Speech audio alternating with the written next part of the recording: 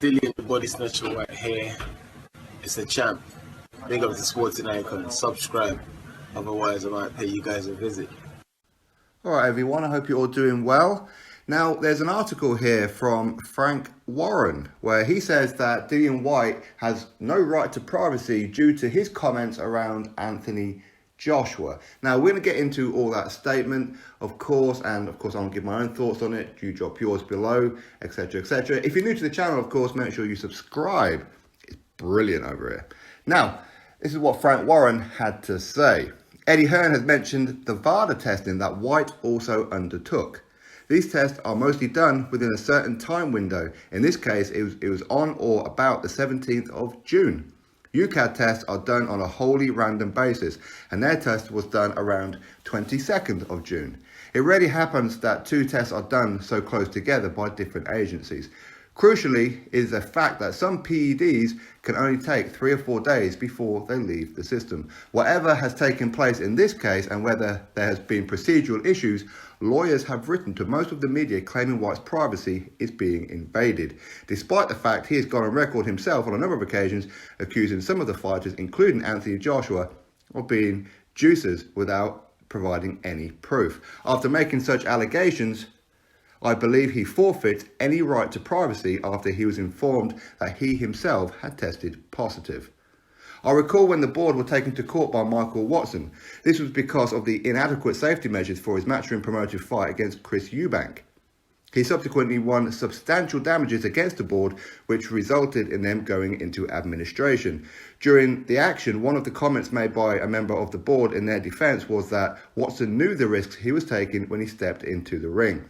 With all the lessons learned from the Watson tragedy, which resulted in the vastly improved safety measures now put in place by the board to protect boxers, you would have thought that all concerned would have reflected on that comment and ensured Oscar Rivas was aware of the risk he was taking when he stepped into the ring against the positive tested Whyte. This is a serious situation for the credibility of boxing. At the very least, we're entitled to ask, after nearly 2 weeks, what has happened to the B sample. So that is Frank Warren's statement. So there's quite a few nuggets in there. I'm not too sure what the Michael Watson thing has got anything to do with this. Outside of the safety, I mean, I get it from a point because the safety of both fighters should always be paramount, for sure. Because when he took on Chris Eubank, as many of you guys know, Michael Watson had some severe issues after that fight, after he sustained one hell of a beating. And had some safety measures have been put in place, such like oxygen tanks and that at ringside, as there is now, things may have worked out differently for Michael Watson. Potentially, at least, anyway. We don't know this for a fact, but potentially they could have done. So, from that point of view, what he's talking about, I suppose, is the safety of fighters. So, if a fighter tests positive, then the other fighters should know. But what he's not getting at here is the fact that there was an adverse finding and Dillian Whyte was cleared to fight. He was passing all the tests before and, of course, after the fight. So it's almost like he wants to dismiss VADA. Just totally dismiss it. You can't dismiss it. Okay? So he was cleared to fight. So Frank Warren needs to remember that bit. But as for telling Oscar Rivas, again, I mean, we can go down the moral route for sure. Why not? But ultimately, if a fight is cleared to fight, I mean, what do you say to Oscar Rivas? Hey, Oscar, so just to let you know that they took a test from Dillian Whyte by UKAD, and although he passed the VADA at this time, there was a subsequent finding, an adverse finding, if you like, by UKAD.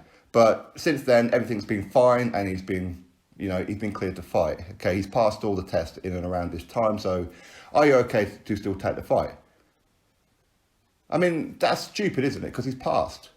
So, did he have that same feeling when Tyson Fury failed in February of 2015?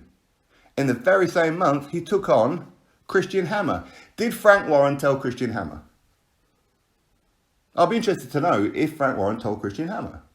Likewise, was it Frank or was it McKenzie? I'm not too sure which one it was. For Hughie Fury, who also failed alongside Tyson Fury, did they tell Hughie's opponent, also in February, 1 week before the Christian Hammer fight, when he took on Andre Rudenko? Did Rudenko know? You see? Conflict here. Now, as far as the privacy thing goes, okay, which is of course the backbone of this one, he's saying that Dillian Whyte, because he said some things about Anthony Joshua, then he forfeits all privacy rights. Well, again, that's just ridiculous. So does that mean that because Tyson Fury, he accused Anthony Joshua of juicing on plenty of occasions? Probably more than any other fighter has, right? Then, of course, he retracts it, and then he says it again, and he retracts it. You know how Tyson is. And so does that mean that we should know all the details surrounding UKAD and Tyson Fury? Because we still don't know all the details. We believe we know, but we don't actually know all of them, because nothing was ever actually released to say, this is what happened throughout the whole process. We just know that he told Varda to bugger off on one occasion, and they found cocaine in his system. They found some other tainted stuff as well that they claimed was from boar meat or whatever it may be. But we still don't know all the details. We don't know why he accepted a 2-year backdated ban. We don't know any of this. So should Tyson Fury, should everything all come out? No, I'm sure Frank would totally disagree with that, right? But Dillian Whyte had never said that Anthony Joshua is juicing. I know for 100% that he's definitely juicing. He never said that.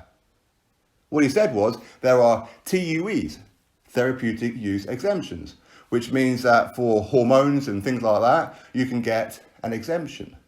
Because of your body or how everything is working within your system, you're allowed to go to the doctors and request something to boost your immune system and for your hormones or whatever it may be. Okay, I'm not an expert on this, as you can probably tell, but you can get a therapeutic use exemption. You get that certificate, you give it to the British Box Border Control and UKAD, so they know that something has been put into your system and the doctors cleared it, so everything's okay to go. Many fighters have this. So that's not him saying he's deliberately juicing, not at all. That's him saying that Joshua may have therapeutic use exemptions, which he may do. We don't know if he does or if he doesn't. We don't know. Most likely we don't know if any fighter does. Why? Because of privacy. So Frank Warren's saying that because Dillian Whyte has said this about Joshua, then everything that has come out about Dillian Whyte should be allowed to run. But as we know, a lot of the stories that are coming out by this Hauser guy are inaccurate. So he's putting out inaccurate information, which is having an effect on Dillian Whyte's reputation. Because people are believing that there's multiple substances found. People are believing certain things. Now, I haven't read all that article at all, which is probably why I'm not one of the people that Dillian Whyte's lawyers have contacted and say, don't talk about that in your video. Okay, that's probably why. Because I haven't read it, therefore I don't accuse, I don't jump on any kind of bandwagons or anything like that. So I don't know exactly what it is that Frank Warren's saying here. Are his lawyers, have they actually contacted Boxing Scene? Have they contacted Thomas Hauser himself? Have they I have no idea whatsoever. But what we do know is that whatever was published is inaccurate. That much we do know. And since then, a lot of people, including Wilder, and although have you noticed how Tyson Fury is very quiet on this one? Very, very quiet. Why? Because he knows it's privacy. These are the rules. It's privacy. Nobody is supposed to know about anything unless there is a fail and a ban comes in place. We are not supposed to know, much like we didn't know with Tyson Fury. We didn't know because when he found out, this was February 2015, we didn't know till June 2016 about it because of the privacy. So why is Dillian Whyte not allowed that same privacy? That's my point.